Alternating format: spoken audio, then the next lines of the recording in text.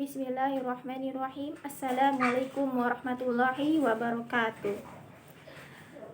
Nama saya Nurul Afkidah, Prodi Manajemen Zakat dan Wakaf Institut Ilmu Al-Quran Jakarta semester 3. Baik, di sini saya akan memaparkan materi fikih zakat. Saya mulai dari poin A. Poin A, orang yang layak mendapatkan zakat. Ada 8 golongan orang yang layak mendapatkan zakat. Di sini saya akan sebutkan 8 golongan beserta contohnya. Yang pertama fakir. Fakir seperti orang yang tidak memiliki harta. Dan yang kedua, miskin, orang yang berpenghasilan tetapi tidak mencukupi. Dan yang ketiga, riqab, hamba sahaya atau budak. Dan yang keempat, gorimin seperti orang yang memiliki banyak hutang. Dan yang kelima, mu'alaf, orang yang baru masuk Islam. Dan yang keenam, fisabilillah adalah pejuang di jalan Allah. Dan yang ketujuh, ibnu sabil. Seperti apa ibnu sabil? Ibnu sabil itu seperti musafir dan para pelajar perantauan. Dan yang terakhir, 8. Yang ke-8 adalah amil zakat. Amil zakat seperti panitia, penerima, dan pengelolaan dana zakat. Bismillahirrahmanirrahim. Poin B, zakat investasi. Zakat investasi dalam istilah fikih al-mustaqilat atau al-mal mustafad.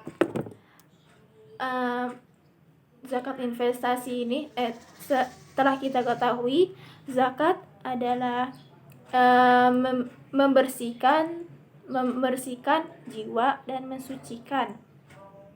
Dan investasi itu seperti kita saling tolong menolong sesama manusia.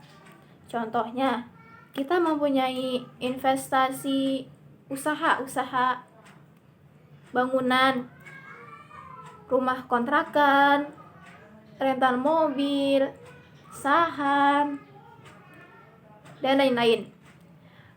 Dan hasilnya itu bisa kita bantu bagi orang yang membutuhkannya. Maka dari itu, ketika kita mempunyai modal dan kita ingin membangun usaha, disisihkan untuk berinvestasi, dikenakan haul, nisab, dan zakatnya. Kita ketahui dahulu haulnya berapa, nisabnya berapa, dan zakatnya berapa. Zakat investasi ini nisabnya itu 85 gram emas. Dan zakatnya 2,5%, haulnya 1 tahun. Kebanyakan ulama kontemporer, pendapat pertama yaitu dizakati dari hasil bersih.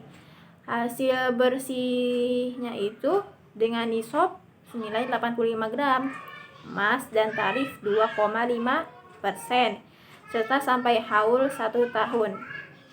Di sini pasti banyak orang yang berinvestasi dikarenakan ingin selalu berkembang dan bertumbuh hasilnya itu. Maka dari itu ketika kita mempunyai investasi, kita harus pintar memegangnya. Banyak investasi ini kita ceritanya, amin. Dan kita harus konsisten. Bagaimana laporan uang hasil kontrakannya, uang hasil bangunan dan lain-lain, saham berapa-berapanya. Kita harus konsisten agar kita bisa mengetahui hasil-hasil tersebut, agar kita ketahui berapa bertumbuhnya hasilnya itu, apakah kita untung atau rugi. Kita ketahui dahulu contoh menghitungnya. Pengeluarannya, ceritanya saya mempunyai bangunan rumah kontrakan. Pasti rumah kontrakannya itu pasti perlu bayar listrik, bayar air, dan lain-lain. Ceritanya bayar listriknya 2 juta. Jumlah pendapatan atau pengeluarannya itu 6 juta. 6 juta. Jumlah zakatnya yang dikeluarkannya itu 5%. Dengan rumusan 6 juta dikali 5%, 300. Jadi zakat yang dikeluarkan dari zakat investasi atau tanam modal setiap bulannya adalah sebesar 300. Baik, kita lanjut ke poin selanjutnya.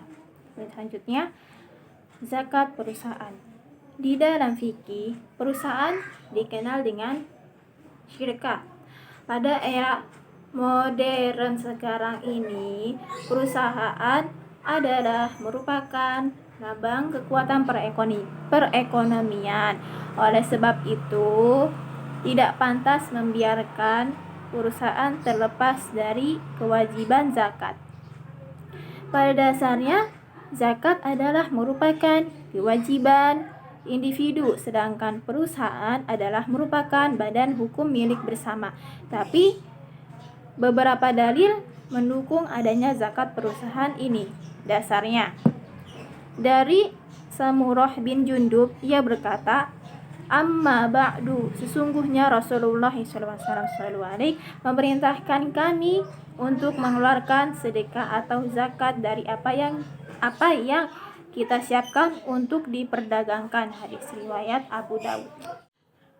Secara umum, nisab zakat perusahaan senilai nisab emas dan perak, yaitu 85 gram, dan zakatnya 2,5% dari aset, bukan dari keuntungan, yaitu uang kas atau barang siap diperdagangkan atau persediaan yang dinilai dengan nilai uang, kemudian dikurangi dengan hutang-hutangnya.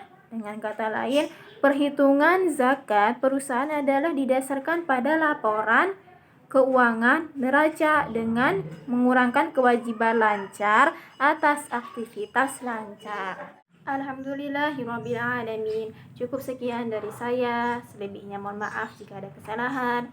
Dan terima kasih. Wassalamualaikum warahmatullahi wabarakatuh.